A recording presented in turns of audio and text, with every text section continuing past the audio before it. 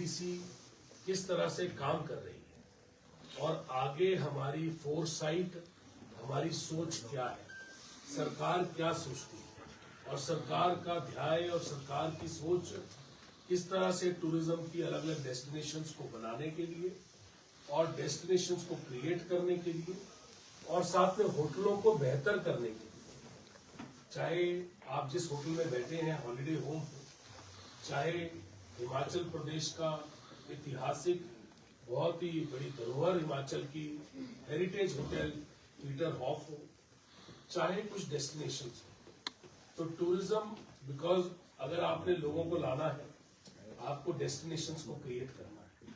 अगर आपने लोगों को, पर्यटकों को लाना है, तो आपको होटल्स को बेहतर करना है, सुविधाओं को बेहतर करना, और ये एक कंटिन्यूएशन की प्रोसेस है।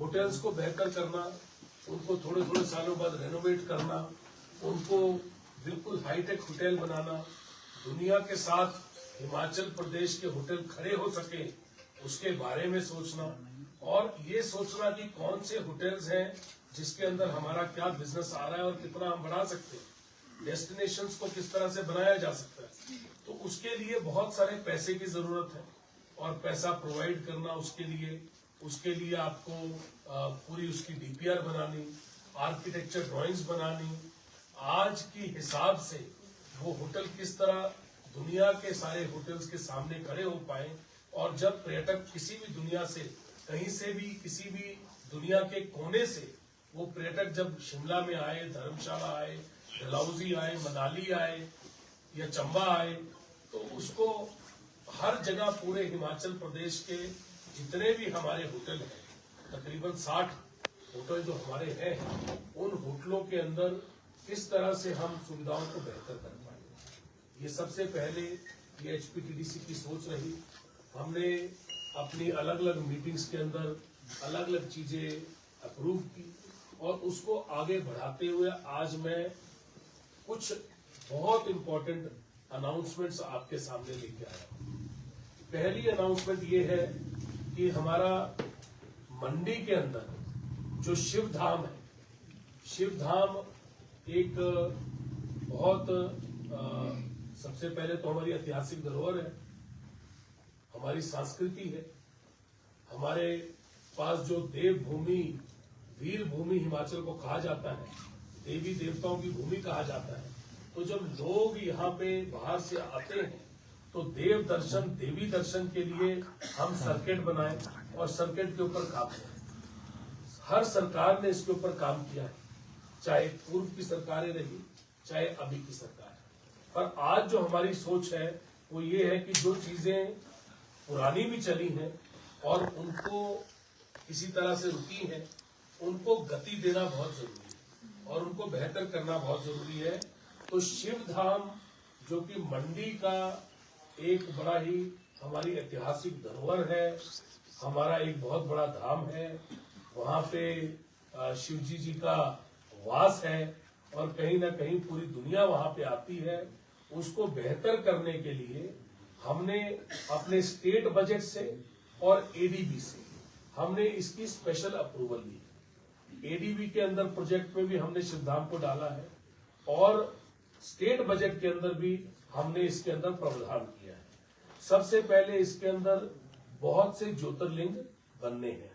12 ज्योतिर्लिंग जो बनेंगे शिवधाम के अंदर, उसके अंदर 4 ज्योतिर्लिंग बनके अभी बन चुके हैं और बाकी जो 8 हैं वो अभी बनने हैं। शिवधाम के अंदर चाहे त्रिंबकेश्वर, ये ज्योतिर्लिंग के मैं नाम बोल रहा हूँ, त्रिंबकेश्वर ज्योतिर्लिंग वहां पे बन चुके हैं।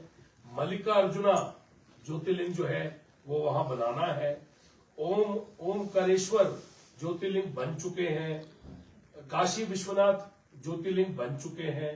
नागेश्वर ज्योतिर्लिंग हमने बनाना है। भीमाशंकर ज्योतिर्लिंग वहां पे बन चुके हैं। महाकालेश्वर ज्योतिर्लिंग हमने बनाना है।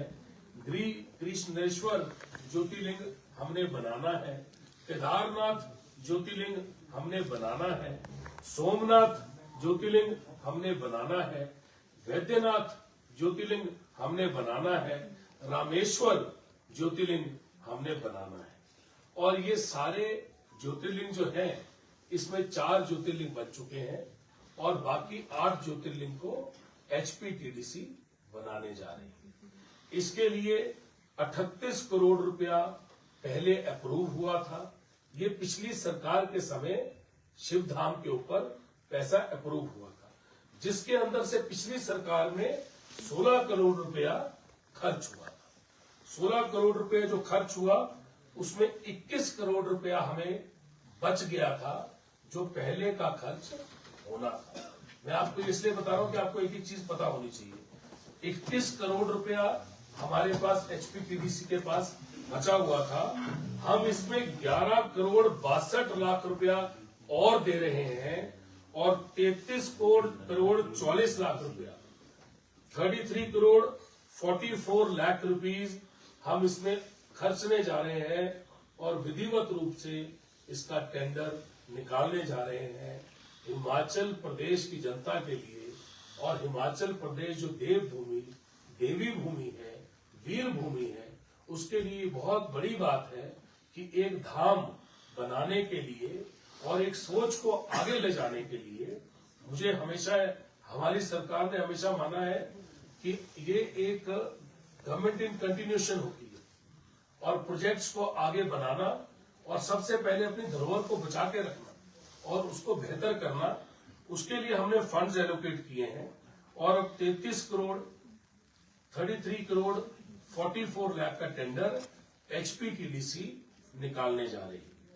इसके अलावा हम जो दूसरी चीज करने जा रहे हैं, क्योंकि एक तरफ आप देवी धाम बना रहे हैं, एक तरफ आप देव सर्किट को बना रहे हैं, पर उसके साथ साथ होटल्स को बेहतर करना भी बहुत जरूरी है। तो हमने पीटर हॉफ के लिए, इसको बेहतर करने के लिए एक, कहां पे पीटर हॉफ, या इसको करने के लिए हमने हमारा इसमें 11 करोड़ रुपए का सैंक्शन जो अमाउंट हुआ है, उसका हम टेंडर निकालने जा रहे हैं।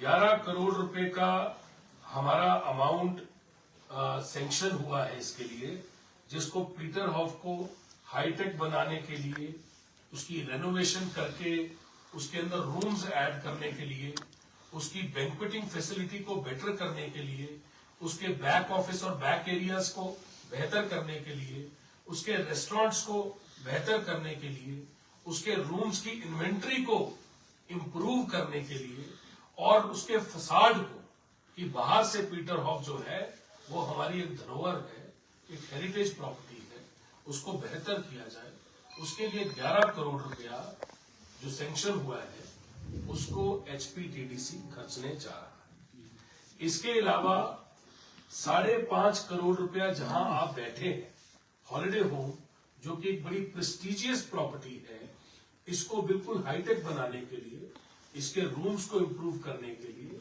इसके अंदर हमने कुछ पैसा खर्चा है, रेस्टोरेंट इसका इम्प्रूव किया है, आपने देखा है बिल्कुल लेटेस्ट हमने इसका रेस्टोरेंट बनाया, जहां आप इसके कॉन्फ्रेंस और बैंक्वेट में खड़े हैं, इसको हमने पूरा इम्प्रूव किया है। पर इसको आगे और इम्प्रोवाइज करने के लिए और इसके फसाड को, इसके बैक एरियाज को, इसके बैंक्वेटिंग को, इसके पब्लिक एरियाज को, हर चीज को बेहतर करने के लिए हम इसके अंदर 5.5 करोड़ रुपया खर्चने और जा रहे हैं। जो पैसा हमने खर्च दिया वो खर्च दिया, इसके ऊपर हम और 5.5 करोड़ रुपए के करीब खर्चने जा रहे हैं। ये 3 चीजें जो हैं, एक शिवधाम सर्किट, एक पीटर हॉफ और एक हॉलिडे होम,